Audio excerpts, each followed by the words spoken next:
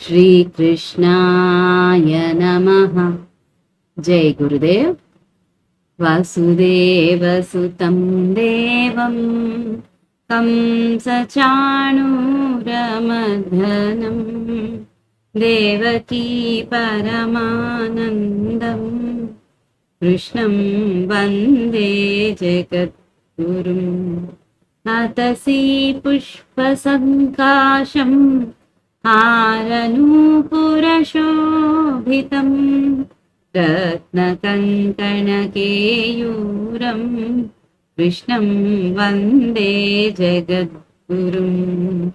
उत्फुल्लपद्मपत्राक्षं नीलजीमूतसन्निभं यादवानां शिरोरत्नं कृष्णं वन्दे जगद्गुरुम्। कुटिलमन्दारगन्धसंयुक्तं चारुहासं चतुर्भुजं बर्हिपिञ्छावचूडाङ्गं कृष्णं वन्दे जगद्गुरुम्।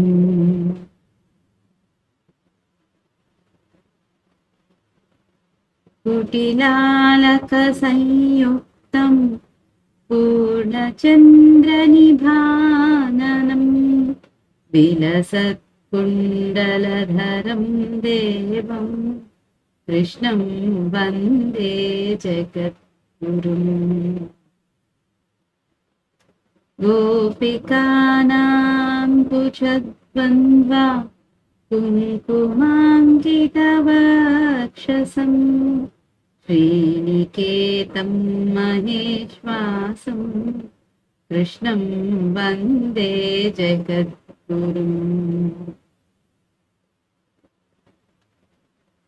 रुक्मिणीकेलिसंयुक्तं पीताम्बरसुशोभितम् अवाप्ततुलसीगन्धं कृष्णं वन्दे जगद्गुरुम्। श्रीवत्साङ्कं महारस्कं वनमालाविराजितं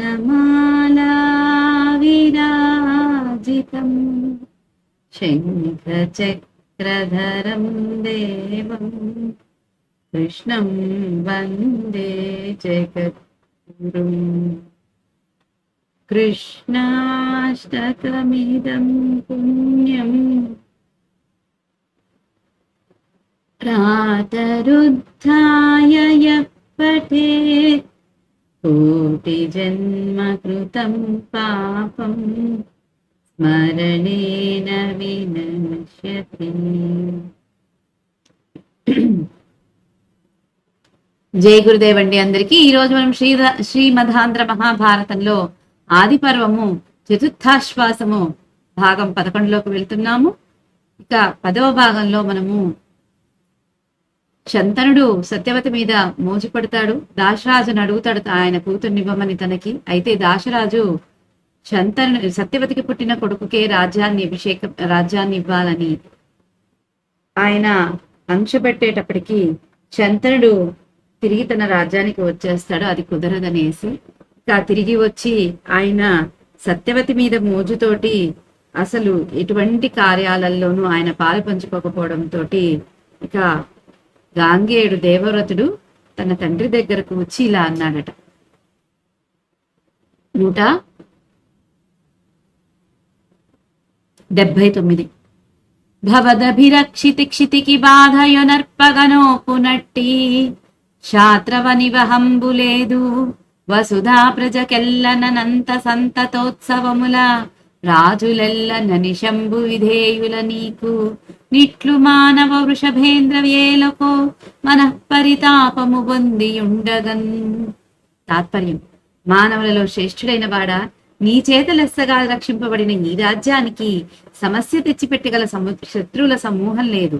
దేశంలోని ప్రజలకందరికీ అపారంగా ఎల్లప్పుడూ శుభాలే కలుగుతున్నాయి. రాజులందరూ ఎల్లప్పుడూ నీకు లొంగి ఉన్నారు. మరి ఈ విధంగా మనోవేదన పొంది ఉండటానికి కారణం ఏమిటో తండ్రితో అంటున్నాడు, మనుషుల్లోనే శ్రేష్ఠుడైనటువంటి వాడివి తండ్రి, అందులోనూ నీ చేత ఎంతో మంచిగా రక్షింపబడింది రాజ్యం. ఈ రాజ్యానికి సమస్య తెచ్చిపెట్టగల శత్రువులు, నిన్ను ఎదిరించే శత్రువులు లేరు అని చెప్తున్నాడు. అలాగే దేశంలో ప్రజలందరికీ ఎప్పుడు కూడా శుభాలే కలుగుతున్నాయి నీ నుంచి. ఇక రాజులందరూ నీకు లొంగి ఉన్నారు. మరి ఎందుకు ఇంత బాధపడుతున్నావు? దీనికి నీ చింతకు కారణం ఏంటి అని అడుగుతున్నాడు. విశేషం, శంతనుడి మనోవ్యతకు కారణం తెలియక ఆయననే అడిగి తెలుసుకుందామని గాంగేయుడు 2 ప్రశ్నలు అడిగాడు. ఆ 2 రాజ్యరక్షణకు సంబంధించినవే. శంతనుడికి అంతఃపుర సమస్యలు లేవు కాబట్టి గాంగేయుడు ఆ దిశలో ఆలోచించలేదు. రాజ్యరక్షణ విషయాలలో కూడా బయటి శత్రువులు అంతఃశత్రువులు అనే అంశాలకే ప్రాధాన్యమిచ్చాడు. రాజ్యాన్ని ఆక్రమించే శత్రుకూటాలు పేరుకు కూడా లేవు. సామంత రాజులందరూ ప్రజలు సుఖంగా ఉండటం చేత అణిగిమణిగియే ఉన్నారు. ఇక చింతకు కారణమేమిటని ప్రశ్న. శంతనుడి మనోయత బయటి వారికి ఎవ్వరికీ చెప్పుకొనలేని సున్నితమైనదని నన్నయ్య ఈ పరామర్శ ద్వారా వివక్షిత వాచ్యధ్వనిగా నిబంధించాడు. 180 వచనం. అని నవిని పెద్దయుం మ్రొద్దు చింతించి శంతనుండు గొడుకునకిట్లనియే. తాత్పర్యం, అనగా విని చాలాసేపు ఆలోచించి శంతనుడు కొడుకుతో ఈ రకంగా అన్నాడు. విశేషం, మనసులోని మాట చెప్పుకోలేక ఎంతో కాలం చింతించాడు శంతనుడు. గాంగేయుడు అడిగిన తర్వాత ఎట్లా చెప్పవలనా అని కొంతకాలం చింతించాడనటం వలన కథలో ఉత్కంఠత పెరుగుతుంది. శంతనుడు చెప్పే మాటలపై అవధానం కలుగుతుంది. కథా కవితలో ఇటువంటి రచన శిల్పసుందరం. ఒకసారిగా కొడుకు అడగంగానే తన మనసులో బాధను చెప్పుకోలేకపోతాడు శంతనుడు. కానీ కొడుకు అడిగాక ఎలా చెప్పాలా అని కొద్ది కాలం ఆలోచించాడట. ఎందుకంటే ఆ తర్వాత ఉత్కంఠత పెరుగుతుంది గాంగేయుడిలో అన్నట్లు, అలాగే కథకు కూడా ఉత్కంఠత పెరుగుతుంది అన్నట్లు ఇక్కడ మనకు చెబుతున్నారు. 181. వినవయ్య ఏకపుత్రుడు ననపత్యుడు నొక్క రూపయని ధర్మవులన్ విని నీకు దోడు పుత్రులననగా పడయంగనిష్టమైనది నాకు.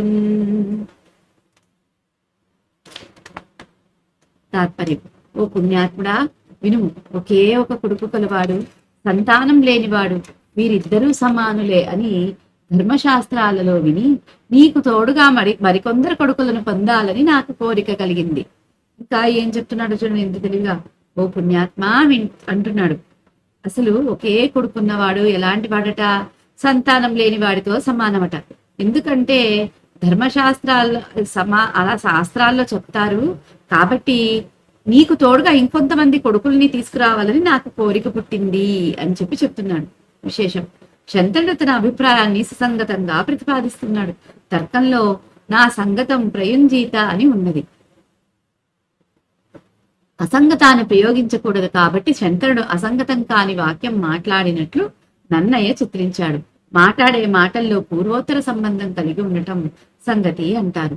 అది ప్రసంగం, ఉపోద్ఘాతం, హేతుత్వం, అవసరం, కార్యైక్యం, కారణైక్యం అని 6 విధాలు. వాటిని నిపుణంగా ప్రయోగించి నన్నయ్య రుచిరాత సూక్తి నైపుణ్యాన్ని ప్రదర్శిస్తున్నాడు. వివాహమవుతాను అని ఫలితాంశంగా చెప్పదలుచుకుని దానిని ఎదుటివారు తర్కసహంగా అంగీకరించేటట్లు ప్రసంగం చేశాడు. దాని మొదలే ఈ పద్యం. లోకంలో ఏకపుత్రుడు అనపత్యుడు అనొకటే అని ధర్మశాస్త్రాలంటాయని శాస్త్ర ప్రమాణంతో ప్రసంగం మొదలుపెట్టి భీష్ముడికి తోడుగా మరికొంతమంది కొడుకులను పొందాలని ఉన్నదని ఉపోద్ఘాతం ప్రారంభించాడు. పుత్రుల కొరకు పెళ్లి అనే తర్కంతో మొదలు పెట్టడం శంతనుడి లోకజ్ఞత. అంటే డైరెక్ట్ గా ఆయన నాకు ఆ అమ్మాయి మీద మనసు పడింది, నేను ఆవిడని కోరుకున్నానని చెప్పట్లేదు. కానీ ఇక్కడ ఏం చెప్తున్నాడు? కొడుకుల కోసమే, నీ కోసమే తోడుగా ఇంకొంతమంది కొడుకులను కనాలనుకుంటున్నాను, కొడుకుల కోసమే పెళ్లి అనే తర్కంతో మొదలు పెట్టాడు శంతనుడు. ఇది లోకజ్ఞత, అంటే లోకంలో అంటే లోక వ్యవహారికం అంటారు కదా, ఆ తెలివి అనమాట. 182. జన వినుత యజ్ఞిహోత్రంబును సంతానమును వేదములు నడతెగగా జనదుత్తమ వంశజులకు ననిరి మహాధర్మ నిపుణులైన మునీంద్రుల్. తాత్పర్యం, ప్రజల చేత ప్రశంసింపబడేవో గాంగేయ, ఉత్తమ ధర్మ శాస్త్ర నిర్ణయాల్లో నిపుణులైన ఋషివరులు, ఉత్తమ వంశాలలో పుట్టినవారు అగ్నిహోత్రాన్ని, సంతానాన్ని వేదాలను తమ గృహాలలో విచ్ఛిన్నమయ్యేటట్లు చేసుకునరాదని అన్నారు. ఇంకా చెప్తున్నాడు ఏంటి, ప్రజలందరితోటూ పొగడబడేవాడు ఈ గాంగేయుడు. అందుకని ఓ గాంగేయ, ఉత్తమ ధర్మశాస్త్ర నిర్ణయాల్లో నిపుణులైనటువంటి ఋషులు, ఉత్తమ వంశాల్లో పుట్టినటువంటి వాళ్ళు అగ్నిహోత్రాన్ని, సంతానాన్ని, వేదాలను తమ గృహాల్లో విచ్ఛిన్నం అంటే దాన్ని ఆపుకొనరాదు, ఆపేటట్లు చేసుకోరాదు అని అన్నారు. విశేషం, ఈ పద్యములో శంతనుడు తన కోర్టును ధర్మవేత్తలైన వారి ప్రమాణంతో హేతుబద్ధం చేస్తున్నాడు. అంటే హేతుత్వం అనే సంగతిని కల్పిస్తున్నాడన్నమాట. ఎడతెగకుండా అగ్నిని, సంతానాన్ని, వేదాలను రక్షించుకొనాలని వారన్నారని పేర్కొన్నాడు. గాంగేయుడున్నాడు కదా, మరి సంతానం ఎడతెగిపోవటం ఎలా కలుగుతుంది అనే ఆకాంక్ష దాని వలన కలుగుతుంది. పూర్వం గంగ వలన 7 కొడుకులు పొంది కూడా వారిని గంగపాలు చేసుకున్న స్మృతి ఇక్కడ వస్తుగత ధ్వనిగా గమ్యమానం. ఇక పెద్దలు ఎప్పుడు కూడా అగ్నిని, సంతానాన్ని, వేదాన్ని రక్షించుకోవాలని అంటారు. అదే చెప్తున్నాడు. కానీ గాంగేయుడు అంటే దేవవృతుడు ఉన్నాడు కదా, మరి సంతానం ఎలా తెగిపోతుంది అని అనుకుంటే, కానీ ఇంతకు ముందే గాంగేయుడికి ముందు 7 మంది పుత్రుల్ని ఆయన పోగొట్టుకున్నాడు కాబట్టి ఆయనకి ఇప్పుడు ఈ కోరిక ఉండడం సహజము అన్నట్లు కూడా ఇక్కడ చెబుతున్నారు. 183 నీ వస్త్ర శస్త్ర విద్యా కోవిదుడు రణములందు గ్రూరుడవరివి ద్రావణ సాహిసుకుండవు కావున నీయునికి నమ్మగా నేరనెదన్. తాత్పర్యం, నీవు అష్టశస్త్ర విద్యలో పండితుడవు, యుద్ధాలలో దయాదాక్షిణ్యాలు లేని కరకువాడివి, శత్రువులను సంహరించటంలో వెనుక ముందు ఆలోచించని సాహసికుడవు. కాబట్టి నీవు దీర్ఘకాలం బ్రతుకుతావని నేను మనసులో నమ్మలేకపోతున్నాను. ఇంకేం చెప్తున్నాడు, నువ్వు అస్త్రశస్త్ర విద్యాలన్నిట్లోనూ నువ్వు పండితుడివి, యుద్ధం చేస్తే దయాదాక్షిణ్యం లేకోకుండా ఉండేటువంటి కఠినమైన మనస్సు కలవాడివి, శత్రువులను సంహరించటంలో వెనక ముందు ఆలోచించినటువంటి సాహసివి. కాబట్టి ఇన్ని గుణాలున్నాయి కాబట్టి ఎప్పుడో ఒకప్పుడు నీకు ప్రమాదం సంభవించవచ్చు. కాబట్టి నువ్వు దీర్ఘకాలం బ్రతుకుతావు అని నా మనసులో అనుకోలేకపోతున్నాను అని అంటాడు. విశేషం, గాంగేయుడుండగా కూడా బహుపుత్రుల కొరకు ప్రయత్నం చేయవలసిన అవసరం అనే సంగతి ఇందులో ప్రస్తావించబడింది. గాంగేయుడు అస్త్రశస్త్ర విద్యలలో ఎంతటి నిపుణుడో రణరంగంలో అంతటి క్రూరుడు. శత్రువులను వెనుక ముందు చూడకుండా చంపే సాహసానికి విడగొట్టేవాడు. అందువలన అతడికి మృత్యు ఎప్పుడైనా ఏర్పడవచ్చును అని బహుపుత్రకాంక్షకు గల అవసరాన్ని చెప్పాడు. గాంగేయుడు దీర్ఘకాలం జీవిస్తాడని గంగ ఇదివరలో సూచించింది, కానీ అది ఇప్పటి అవసరానికి అనువైనది కాదు. అందువలన దానిని కప్పి ఉంచాడు. దీనికి ఫలితంగా తర్వాత శంతనుడు భీష్ముడికి స్వేచ్ఛామరణాన్ని వరంగా ప్రసాదించి దీర్ఘాయువుగా దీవించాడు. ఇక్కడ ఏం చెప్తున్నారు, గాంగేయుడు ఎంతటి విద్యావంతుడో అంతటి రణరంగంలో అంతటి కురుడు. శత్రువులను వెనుక ముందు చూడకుండా సాహసంతో చంపేటువంటి వాడు. అందువలన మృత్యు ఎప్పుడైనా ఏర్పడొచ్చు అని గాంగేయుడికి చెప్తాడు. కానీ గాంగేయుడు దీర్ఘకాలం జీవిస్తాడు అని గంగ ముందే చెప్తుంది, అయినా సరే దాన్ని కప్పి ఉంచుతాడు. అందువలన శంతనుడు భీష్ముడికి ఈ స్వేచ్ఛామరణం ఇస్తాడు. అంటే ఎప్పుడు కావాలంటే మరణం అప్పుడే వచ్చి అతన్ని తీసుకుంటుంది, అంతవరకు మరణం ఆయన దరిదాపులకు కూడా రాదు అనే వరాన్ని ఇస్తాడు శంతనుడు గాంగేయుడికి భవిష్యత్తులో.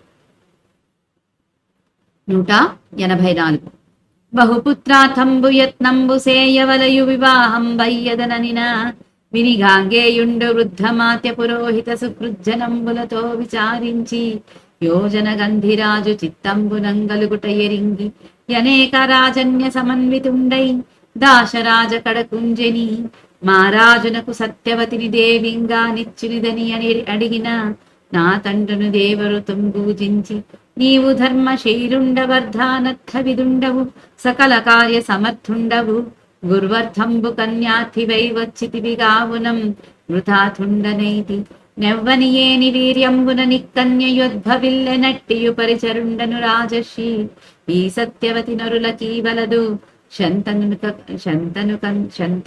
ఇచ్చినది ఎనుటం చేసి తొల్లి యసుతుండైన దేవలుండు కన్యాథి అయి వచ్చి ప్రత్యాఖ్యాతుండయ్యే నిట్టి సంబంధమెవ్వరికి బడయనడుగు. తాత్పర్యం, అనేక పుత్రుల కొరకు ప్రయత్నం చేయాలి, వివాహం చేసుకుంటాని అని శంతనుడు అనగా, గాంగేయుడు పెద్దలు, మంత్రులు, పురోహితులు, మిత్రులు మొదలైన వారితో ఆలోచించి రాజు మనసులో యోజన గంధి ఉన్నదని తెలుసుకుని అనేక సామంత రాజులతో కలిసి దాశరాజు వద్దకు వెళ్లి మా రాజుకు సత్యవతిని రాణిగా ఇమ్మని అడిగాడు. దాశరాజు దేవవ్రతిని గౌరవించి, నీవు ధర్మాన్ని ఆచరించే స్వభావం కలవాడవు, ఉచితాలు తెలిసిన వాడవు, అన్ని కార్యాలను నిర్వహింపగలవాడవు, తండ్రి కొరకు కన్యను కోరటానికి వచ్చావు కాబట్టి నేను ధన్యుడనైనాను. ఈ కన్య ఎవరి వీర్యం వలన పుట్టిందో ఆ రాజర్షి ఉపరిచరుడు ఈ సత్యవతిని ఇతరులకెవ్వరికి ఇయ్యవద్దని శంతనునకు ఇమ్మని అన్నాడు. కాబట్టే పూర్వం అసిత వంశానికి చెందిన దేవలుడు కన్యను కోరి వచ్చి నాచే తిరస్కరింపబడ్డాడు. ఇటువంటి ఈ సంబంధాన్ని ఎవరు పొందగలరు? ఇక పుత్రుల కోసం నేను ప్రయత్నం చేయాలి కాబట్టి పెళ్లి చేసుకుంటానని శంతనుడంటే, గాంగేయుడు పెద్దల్ని, మంత్రుల్ని, పురోహితుల్ని, మిత్రుల్ని అందరితోనూ కూర్చొని ఆలోచించి ఆయన మనసులో యోజన గంధి ఉందని తెలుసుకుని కింద సామంత రాజులతో కలిసి ఇక దాశరాజు దగ్గరికి వెళ్తాడు. వెళ్ళి, అయ్యా, మా రాజుకు మీ సత్యవతిని రాణిగా కట్టబెట్టండి అని అడుగుతాడు. అడిగితే దాశరాజు దేవవ్రతుని గౌరవిస్తాడు. గౌరవించి, నువ్వు ధర్మాన్ని ఆచరించే స్వభావం కలిగినటువంటి వాడివి, ధర్మపరుడవు, నీకు ఉచితము అనుచితము అనేది కూడా నీకు తెలిసినటువంటి వాడివి, అన్ని పనులను నిర్వహించగలిగే శక్తి ఉంది నీకు. అయినా తండ్రి కోసం నువ్వు కన్యను అడగటానికి వచ్చావు కాబట్టి నేను ధన్యుడనయ్యాను. ఈ కన్య ఎవరి నుంచి పుట్టిందో తెలుసా? ఎవరి వీర్యం నుంచి పుట్టింది తెలుసా? ఈ కన్య ఉపరిచరుడనే రాజర్షి వీర్యం నుంచి పుట్టింది ఈయనకి. అయితే ఈయన ఈ సత్యవతిని వేరే ఎవరికీ ఇయ్యవద్దని శంతనునకు ఇమ్మని చెప్పాడు. అందుకే ఇంతకు ముందు అసిత వంశానికి చెందిన దేవలుడు వచ్చి ఈమెను అడిగినా నా చేత తిరస్కరింపబడ్డాడు. అయినా ఇటువంటి ఈ సంబంధాన్ని ఎవరు పొందగలరు అని అంటాడు. విశేషం, బహుపుత్రార్థంబు యత్నంబు సేయవలయు అనే వాక్యం వలన పైన చెప్పబడిన వాక్యార్థ రూపకార్యాలన్నింటికీ ఐక్యరూప్యమైన తాత్పర్యం ప్రతిపాదింపబడింది. ఇదే కార్యైక్యం. ఇది నిశ్చితాంశం. వివాహం వయ్యద అనే నిర్ణయం. ఇది సర్వకారణాలకు కార్యరూపమైన ఫలితాంశం, ప్రతిపాదాంశం. తర్కబద్ధమైన సంగతమైన వాద నైపుణ్యంతో శంతనుడు ప్రసంగం చేయటం నన్నయ్య గారి నానారుచిరార్థ సూక్తి వైభవానికి నిదర్శనం. శంతనుడు ఎంత తర్కబద్ధంగా తన నిశ్చయాన్ని చెప్పినా ఎవరితో వివాహం కావాలని కోరుకుంటున్నాడో గాంగేయుడికి చెప్పలేదు. అది ఉచితం కూడా. గాంగేయుడు మంత్రుల మంతనాలలో దాని వలన తెలుసుకునగలిగాడు. గాంగేయుడికి వ్యంగ్యమైనది పఠితకు వాచ్యమే. అందువలన దానిని సూచించి వదిలి ఔచిత్యాన్ని పాటించాడు నన్నయ్య. శంతనుడి వాదనలో ఎంతటి సంగతి ఉన్నదో దాశరాజు వాక్యంలో కూడా అంతటి సంగతిని పాటించి రచనా శిల్పంలో సరితూకాన్ని నన్నయ్య పాటించాడు. మా రాజుకు సత్యవతిని దేవిగా ఇవ్వండి అని గాంగేయుడు అడగటం ప్రసంగం. దాశరాజు గాంగేయుడిని ప్రశంసించటం, సత్యవతిని శంతనుడికి తప్ప మరొకరికి ఇచ్చే అవకాశం లేకపోవటం, ఇదివరకే దేవలుడు ఆమెను కోరిక నిరాకరించటం మొదలైన బిగువైన అంశాలతో ఉపోద్ఘాతం దాశరాజు ఇచ్చాడు. అతడి మాటలను బట్టి సత్యవతి శంతనుడి కొరకే పుట్టినట్లు స్పష్టమయ్యింది. దాని వలన హేతుత్వం కూడా సిద్ధించింది. అంటే ఇక్కడ ఏం చెప్తున్నారు? దాశరాజు చెప్తాడు, ఎవరు దేవలుడు అడిగినా ఇవ్వలేదు, శంతనుడికే ఇవ్వమని చెప్పాడు కాబట్టి ఆవిడ తండ్రి శంతనుడికే ఇస్తాను. అందుకే దీనికి కారణం కూడా శంతనుడు ఆవిడ మీద మనసు పట్టడం కూడా దీనికి కూడా కారణము అని చెప్పి మనకు తెలుస్తుంది. ఇక్కడ 185 వినుమైనను సాపత్న్యంబను దోషంబు గలదు, దీన నదియును నీ చేతన సాంపద్యము, నీవలిగిన నడ్డమె పురహరాజకేశవులైనన్. తాత్పర్యం, అయినా నేను చెప్పేది వినుము. శంతనుడికి యోజన గంధినీయటం వలన సవతి సంతానం అనే దోషం ఆమె బిడ్డలకు ఏర్పడుతుంది. అందులోనూ అది నీ వలనే ఏర్పడుతుంది. కాగా నీవు కోపిస్తే త్రిమూర్తులు కూడా నీ ఎదుట నిలవగలరా? ఇంకా చెప్తున్నాడు, అయినా నేను చెప్పేది నయ్యా, శంతనుడికి ఈ సత్యవతిని ఇయటం వలన ఆమెకు పుట్టే సంతానము సవతి సంతానం అంట. ఆ సంతానానికి సవతి సంతానం అనే బిరుదు వస్తుంది. అది ఎందుకు వస్తుంది? నీ నుంచి వస్తుంది. అలాంటి నువ్వు ఎప్పుడైనా కోప్పడితే ఏమవుతుంది? త్రిమూర్తులు కూడా నీ ఎదుట నిలబడలేరయ్యా, అంతటి వీరుడివి నువ్వు అని చెప్పి చెప్తున్నాడు. విశేషం, పెద్దరాణి కుమారుడుండగా తర్వాతి రాణుల కొడుకులకు రాజ్యాధికారం ఉండదు. కాబట్టి సాపత్న్యం అనే దోషం ఏర్పడింది. ఆ దోష నివారణోపాయాన్ని రాబోయే వచనంలో కోరాడు. అంటే అవసరం అనే సంగతిని ప్రయోగించాడన్నమాట. నీ చేతన సంపాద్యము అనే పాఠాంతరం నీ చేతన పరిహార్యము అనే పాఠం కంటే ఉత్తమం. అందువలన ఇది గ్రాహ్యం. 186 వచనం. ఆ దోషం వెట్లు పరిహృతం బగునట్లుగా నీ చిత్తంబునందలంచి వివాహంబు సేయుమనిన గాంగేయుండిట్లని. తాత్పర్యం: ఆ దోషం ఏ విధంగా తొలగింపబడుతుందో ఆ విధంగా నీ మనస్సులో భావించి వివాహం జరుపుమని అనగా గాంగేయుడు ఈ విధంగా పలికాడు. సరే, ఈ సాంపత్య దోషం అనేది ఏర్పడుతుంది కాబట్టి ఈ దోషాన్ని ఎలా తొలగించాలో నీ మనసులో నువ్వే ఆలోచించుకుని ఈ పెళ్లిని జరిపించు అని అంటే గాంగేయుడు ఇలా పలికాడట. విశేషం: అవసరమనే సంగతి బలంగా ప్రతిపాదింపబడింది. గాంగేయుడుండంగా సత్యవతి సంతానానికి రాజ్యాధికారం రాదు. ఈ కార్యవైరుధ్యానికి ఐక్యత కూర్చోవలసిన వాడు గాంగేయుడే. అందువలన అతడు ప్రతిజ్ఞ చేయబోతున్నాడు రాబోయే పద్యంలో. 187. వినుడు ప్రసిద్ధులైన పృథివీపతులందరూ నే గురు ప్రయోజనమున చేసి తన్ సమయ సంస్థితి ఈ లలితాంగికుద్భవించిన తనయుండ రాజ్యమును జేయగనర్హుడు వాడమాకు నెల్లను బతివాడ కౌరవ కుల స్థితికారుడు దార సంపదన్. తాత్పర్యం: ఇచ్చట సమావేశమైన ప్రసిద్ధ ప్రభువులందరూ వినండి. నేను తండ్రి గారి ప్రయోజనం కొరకు స్థిరమైన ఒక ప్రతిజ్ఞ చేశాను. అదేమంటే ఈమె పుట్టిన కొడుకే రాజ్యం చేయడానికి హక్కు గలవాడవుతాడు.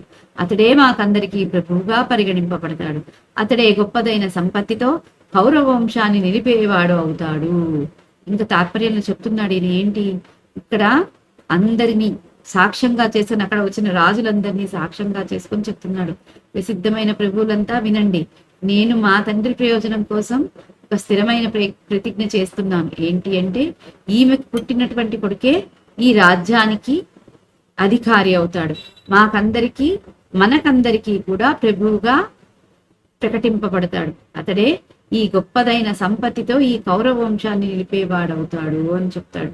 విశేషం: శంతనుడికి సత్యవతి వలన పుట్టిన పుత్రుడే అతడి తర్వాత సింహాసనార్హుడవుతాడని రాజుల ఎదుట గాంగేయుడు ప్రతిజ్ఞ చేయటంతో సాపత్న్య దోషం తొలగి కార్యంలో ఐక్యత ఏర్పడింది. అంటే కార్యనిర్వహణానికి మార్గం ఏర్పడిందని భావం. ఇది కార్యైక్యం అనే సంగతి. 188 వచనం. అని సభాసదులకెల్లరో మహర్షణంబుగా సత్యవ్రతుండైన దేవవ్రతుండు పలికిన వెండియుదాశరాజిట్లని.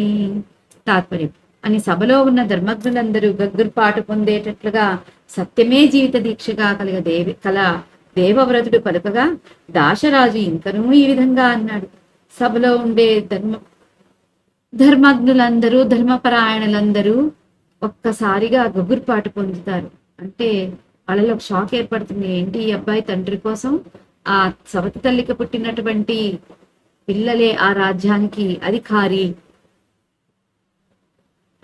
అని చెప్పేటప్పటికి వాళ్ళందరికీ ఒక షాక్ అవుతుంది. అయినా సరే దాశరాజు ఇంకా ఇలా అన్నాడట. 189. నీవఖిల ధర్మ విదుడవుగావున నీకిట్ల జయగా దొరకొనియన్ భావి భవత్పతులెట్టిరే నీ వివాహిత స్థితియు సలుపనేత్తురేయని నన్. తాత్పర్యం: నీవు సమస్త ధర్మాలను తెలిసిన వాడవు కాబట్టి నీకు ఈ విధంగా చేయటం చెల్లింది. కానీ ముందు కాలంలో నీ కొడుకులు ఇలాంటి వారే కాగలరా? నీవు విధించిన ఈ నియమాన్ని వారు పాటించగలరా అని అనగా ఇంకా అంటున్నాడు దాశరాజు. ఏంటి, నువ్వు సమస్త ధర్మాలు తెలిసినటువంటి వాడి కాబట్టి నీకు చెల్లుతుంది ఇది. రేపొద్దున నీకు పుట్టిన కొడుకులు దీనిని వదులుకుంటారా? వాళ్ళు కూడా వెనకలకు వస్తారు కదా, మాది రాజ్యం అనేసి. అప్పుడు వాళ్ళు నీలాగా నీ నియమాన్ని పాటించగలరా అనంటే 190. అసలు అక్కడ దాశరాజు చూడండి, ఆయనకు పుట్టిందా సత్యవతి? లేదు. కానీ కన్న కూతురు కంటే కూడా ఎంతో ప్రేమతో పెంచుకొని ఆమెకి ఎక్కడా అన్యాయం జరగకూడదు ఎక్కడి నుంచి కూడా అని ఎంతో ఆయన ప్రేమతోటి ఇష్టంతో ఆమె సంరక్షణ బాధ్యతను చూసుకుంటున్నాడు. చూడండి, ఇది సొంతంగా పుట్టిన పిల్లలకు చేసేదే కష్టం ఈ కాలంలో. అలాంటిది పెంచుకున్న పిల్లని ఇంత ప్రేమగా చూసుకోవడం, ఇది మనం ఒకసారి ఆలోచించాలి. ఎంతటి ప్రేమతో ఉన్నాడు దాశరాజు సత్యవతి మీద అనేసి. అమోఘం కదా ఇలాంటి ప్రేమలు చూస్తుంటే మనకి. 190. ధృతిభూని బ్రహ్మచర్య వ్రతమున్నతి దాల్చితిని ధ్రువంబుగా ననపత్యతయైనను లోకములాయతి బెక్కులు గలవు నాకు నను భావ్యములై.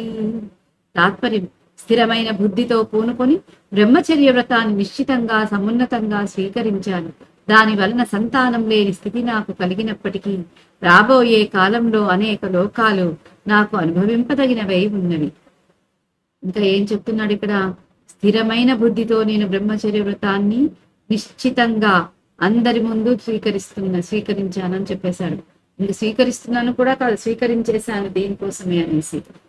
ఇక దీని నుంచి నాకు సంతానం లేని స్థితి కలుగుతుంది. ఎందుకంటే బ్రహ్మచర్యాన్ని తీసుకున్నాడు, పెళ్ళేకి చేసుకోవడం కాదు.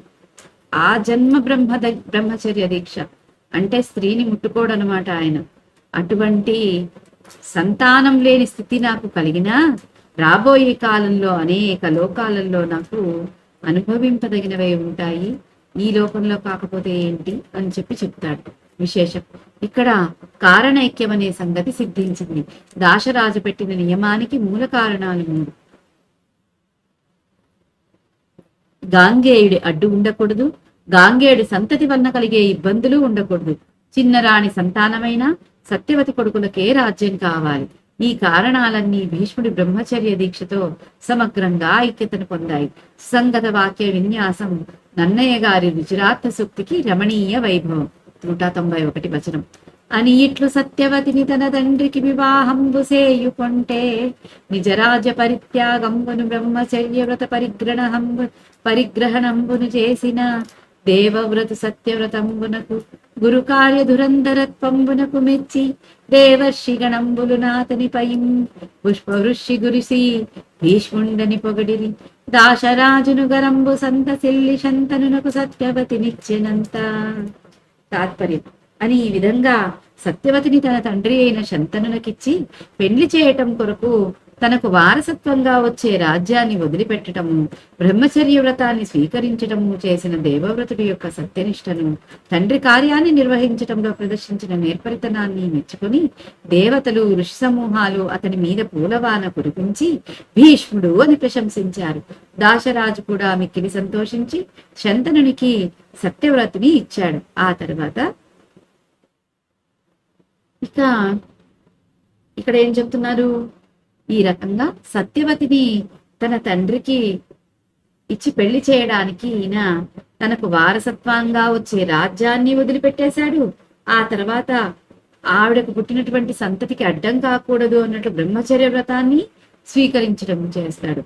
దాంతో ఈ దేవవ్రతుడి యొక్క సత్యనిష్టను, ఇక తండ్రి కార్యాన్ని నిర్వహించడంలో ఆయన ప్రదర్శించిన నేర్పరితనాన్ని మెచ్చుకుని దేవతలు ఋషులు అందరూ కూడా ఆయన మీద పుష్పవాన కురిపించి భీష్ముడు అని ప్రశంసిస్తాడు.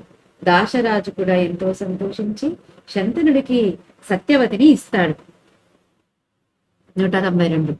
ఇన తేజుండతి భక్తిగాంచన రథం బెక్కించి యక్కన్య దోడ్కొని తెచ్చందన తల్లి సత్యవతిని క్షోణీ జరల్దన్ను బోరన గీతింపగ శంతనుండతి మనోరాగంబునం బొంద శాంతన ఉండా తత కీర్తి హస్తిపురి కింద కౌతుకారంభుడై. తాత్పర్యం: సూర్యుడి వలె ప్రకాశించే భీష్ముడు ఆ కన్యకను తనకు తల్లి అయిన దానిని సత్యవతిని భూప్రజలందరూ తనను తేపకు జయజయధ్వానాలతో కీర్తిస్తుండగా శంతనుడు మనసులో మమకారాన్ని భావించి తన్మయత్వాన్ని పొందుతూ ఉండగా విశాల కీర్తిని గడించిన శంతనుడి పుత్రుడు హస్తినాపురికి ఆమెకు వేడుకను కలిగించే వాడై తన వెంట తీసుకొని వచ్చాడు. ఎలా ప్రకాశిస్తున్నాడంట సూర్యుడులాగా ప్రకాశిస్తున్నట.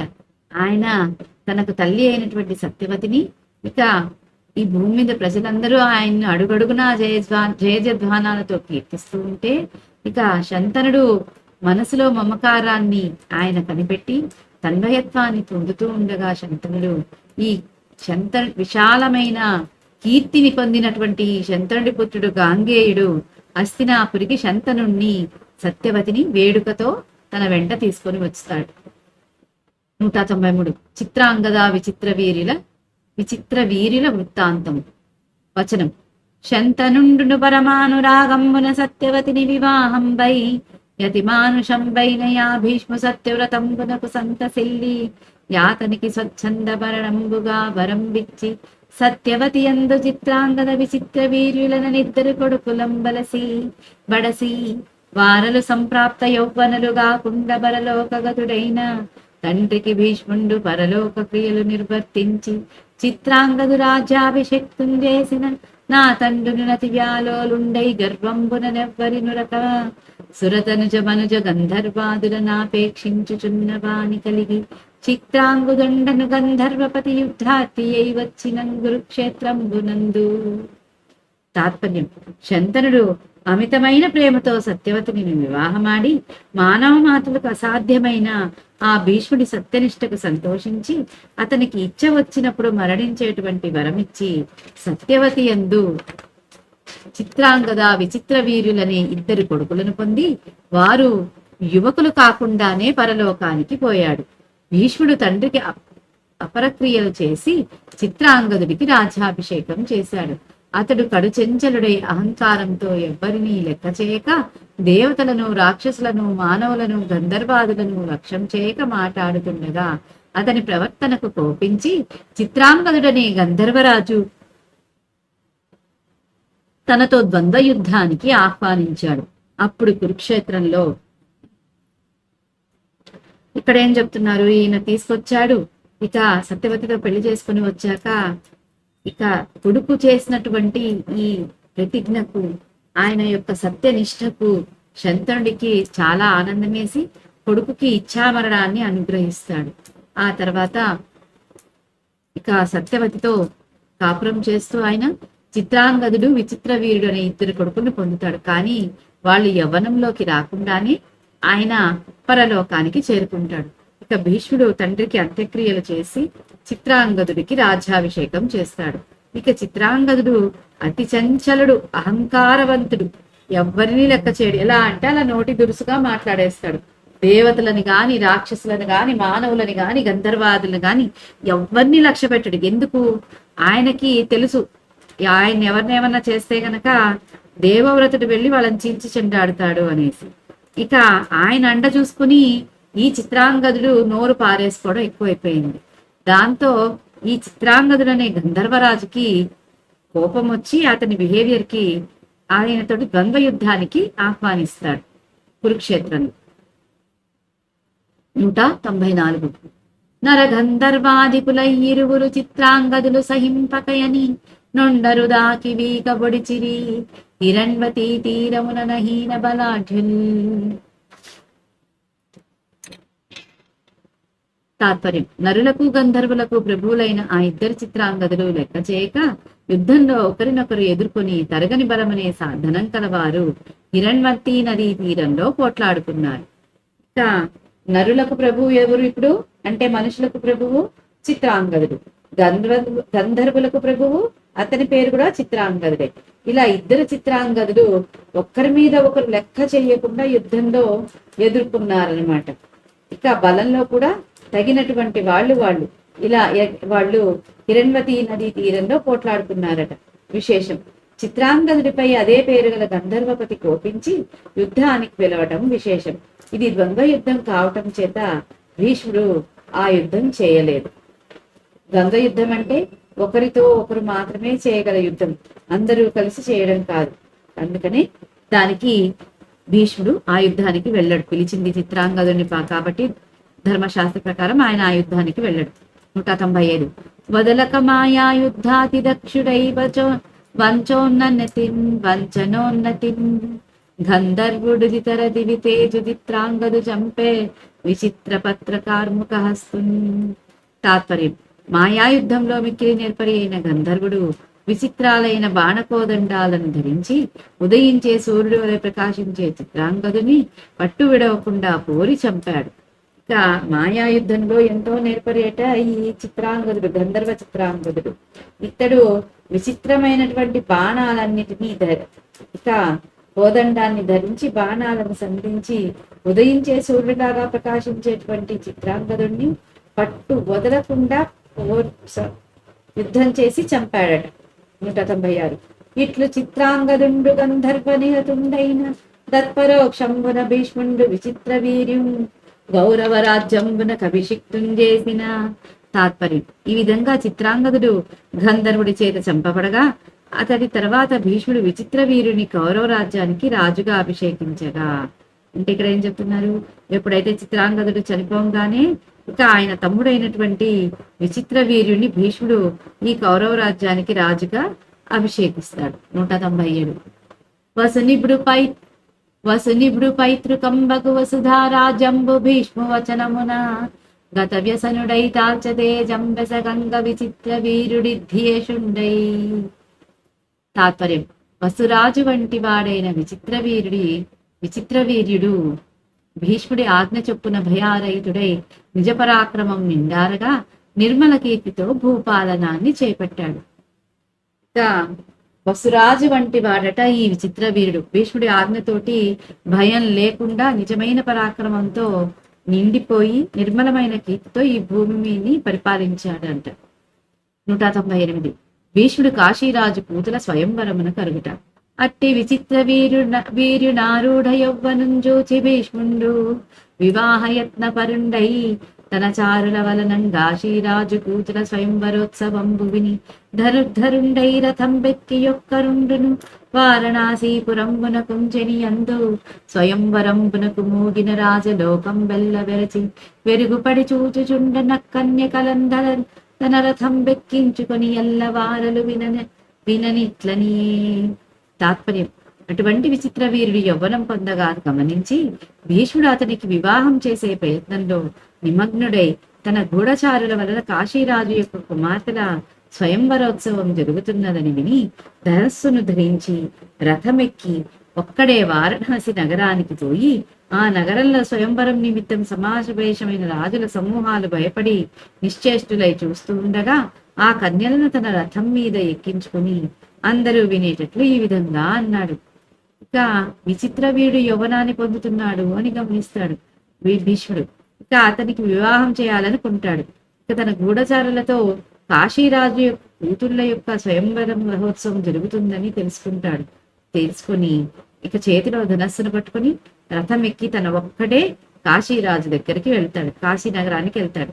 ఆ నగరంలో స్వయంవరం కోసం సమావేశమైనటువంటి రాజుల సమూహాలు భయపడి నిశ్చేష్టులై చూస్తూ ఉంటే ఆయన ఆ కన్యలను తన రథం మీద ఎక్కించుకుని అందరూ వినేటట్లుగా ఇలా అన్నాడట. 199. నాయనుజునకు వివాహము సేయక కన్యాత్రయంబు చేకొని బలిమింబోయద నడ్డంబగువారాయత భుజ శక్తి నడ్డమగుడాజిమునన్. తాత్పర్యం: ఈ కన్యలు ముగ్గురిని నా తమ్ముడికిచ్చి పెళ్లి చేయటానికై బలవంతంగా తీసుకొని పోతాను. అడ్డు తగిలేవారు అపార భుజబలంతో యుద్ధ వ్యూహంతో అడ్డగించండి అంటున్నాడు. తాత్పర్యంలో ఏంటి చెప్తున్నారు? ఈ కన్యలు కాశీరాజు కూతుళ్ళు ముగ్గురు, వీళ్ళు ముగ్గురిని నా తమ్ముడికిచ్చి పెళ్లి చేయడానికని నేను బలవంతంగా తీసుకొని పోతున్నాను. అడ్డు ఎవరైతే అడ్డు వస్తారో వాళ్ళ యొక్క అపారమైన భుజబలంతో ఈ యుద్ధ వ్యూహంతో నాకు అడ్డంగా రండి అని చెప్తాడనమాట. 200. బ్రాహ్మంబు మొదలుగా గల 8 వివాహముల యందు క్షత్రియులకు గాంధర్వ రాక్షసంబులుత్తమంబులు స్వయంవరంబున జయించి వివాహం బగుట ఎంతకంటే నత్యుత్తమంబుగావున నిమ్మూగిన రాజలోకంబు ఎల్ల నోడించి ఇక్కన్యలందోకని రాజుట ఇది ధర్మంబయని కాశీరాజునకు చెప్పి వీడ్కొని ద్వేషుండు వచ్చినప్పుడు.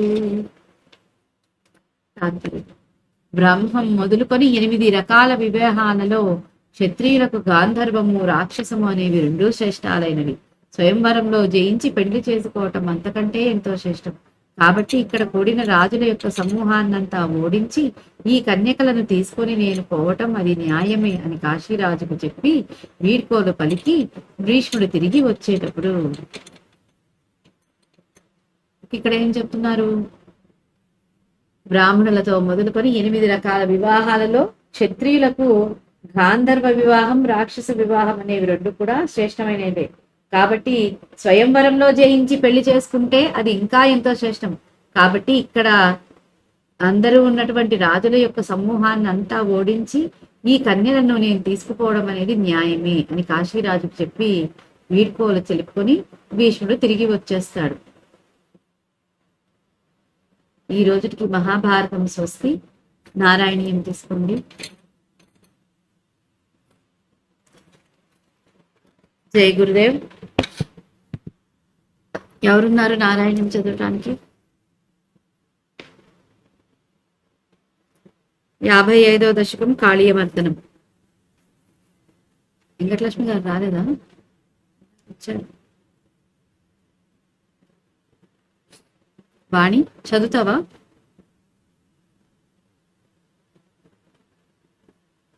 ఓకే, ఎవరు ఉన్నట్లేదు, నేనే చదువుతాను. త్రివేణి చదువుతా ఉండు, ఒక్క నిమిషం.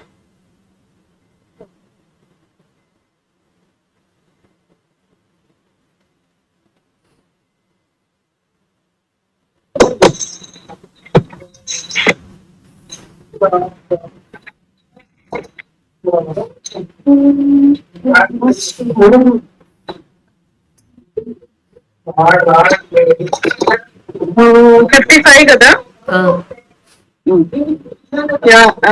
55వ దశకము కాళీయమర్దనం.